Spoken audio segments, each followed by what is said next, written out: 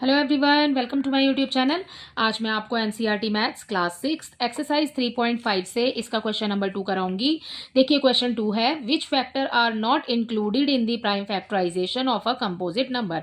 अगर आप किसी कंपोजिट नंबर का प्राइम फैक्टराइजेशन करते हैं, मीन्स उसका एलसीएम लेते हैं, ठीक है, तो आप कौन कौन से फैक्टर्स को इंक्लूड नहीं करेंगे। ठीक है, हम इंक्लूड नहीं करेंगे इसमें 1 एंड दी नंबर इटसेल्फ। ठीक है, अगर वो नंबर जिसका भी आप प्राइम फैक्टराइजेशन कर रहे हैं वो 1 और वो नंबर हम उसको इंक्लूड नहीं करेंगे। ठीक है, 1 एंड दी नंबर इटसेल्फ। उसके बाद आप यहां से लिख सकते हैं are not included in the prime factorization of a composite number. ठीक है, तो आप ये लिख लीजिएगा, ये लाइन, तो ये लाइन आपकी कंप्लीट हो जाएगी।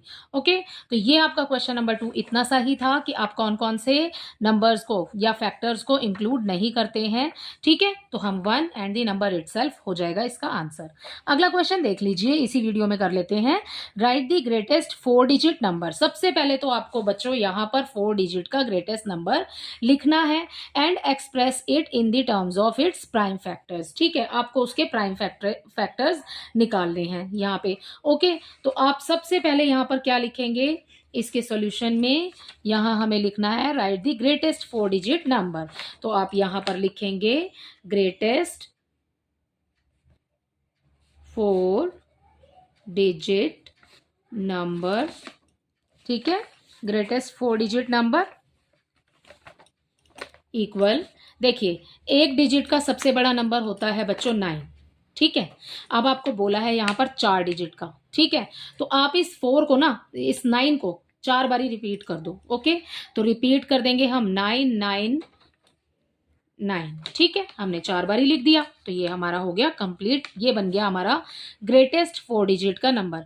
अगर आपको और कोई क्वेश्चन में आता है कि 5 डिजिट का ग्रेटेस्ट नंबर लिखिए, तो आप इस 9 को 5 बारी लिखेंगे। बस आपको याद ये रखना है कि ग्रेटेस्ट 1 डिजिट नंबर होता है 9। अब आपको आगे जितनी भी बार बोला है ना यहाँ पर लिखने के लिए, आप उतनी बार 9 को रिपीट कर दीजिए। तो ये बन गया हमारा ग्रेटेस्ट 4 डिजिट नंबर। हमने 4 बारी 9 लिख दिया, 9999। ओके, अब आपको करना है इसका प्राइम फैक्टराइजेशन। ठीक है, तो यहाँ पर हम लिख लेते हैं अपने नंबर्स। आपको निकालना है इसका एलसीएम। ठीक है, तो 3 से करेंगे सबसे पहले, तो इजी है। 9 तो 3 में ही आता है, 3 3 ज़ा 9, 3 3 ज़ा 9, 3 3 ज़ा 9, 3 3 ज़ा 9। ठीक है, अब हमें मिल गया 3 3 3।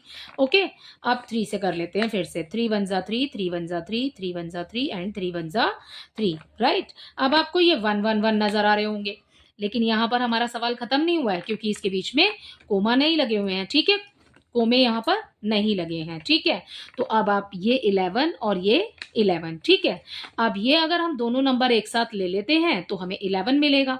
11 कौन से टेबल में आएगा? अपने ही टेबल में आएगा। ठीक है, तो यहाँ हमें मिल गया 11। अब 11 1 ज़ा 11। अब हमने इन दोनों को तो एक साथ इंक्लूड करके यहाँ पर 1 ज़ा लिख दिया। ठीक है, अब हम भाई इस क्वेश्चन में जब हम एलसीएम लेते हैं, हम एक ही डिजिट तो ले सकते हैं। जब हम दोनों को एक साथ लेंगे तो हमें बीच में 0 मार्क करना पड़ेगा। ठीक है, तो हमें यहाँ पे 0 पुट करेंगे यहाँ पर हम।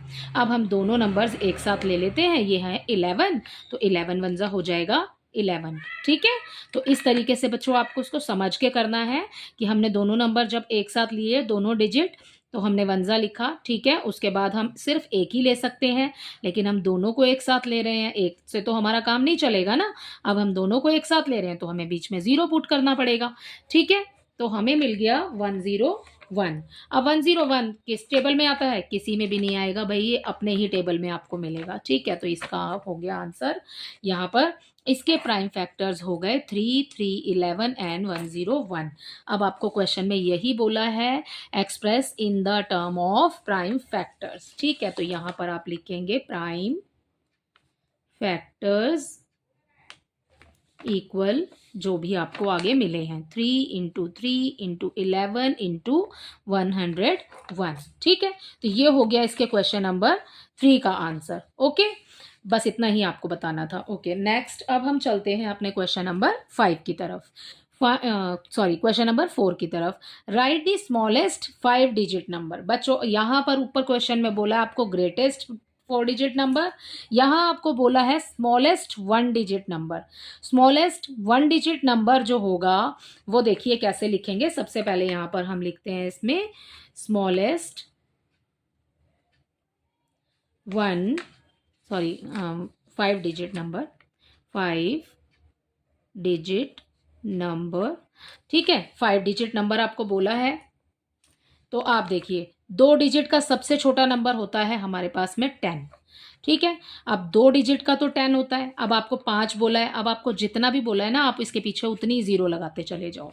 ठीक है, ये हो गए 1 2 डिजिट हो गई, 3 4 5 बन गया ना इजीली।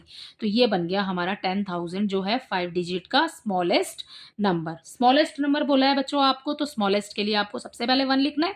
उसके बाद आपको जितने डिजिट बोले हैं ना तो एक तो 1 काउंट कर लेंगे हम उसी में, इंक्लूडेड 1 है। ओके, और उसके बाद जितने भी नंबर आपको बोले हैं आप उतनी जीरो लगा दो, उससे एक कम, क्योंकि हमने आगे एक लिखा है पहले से।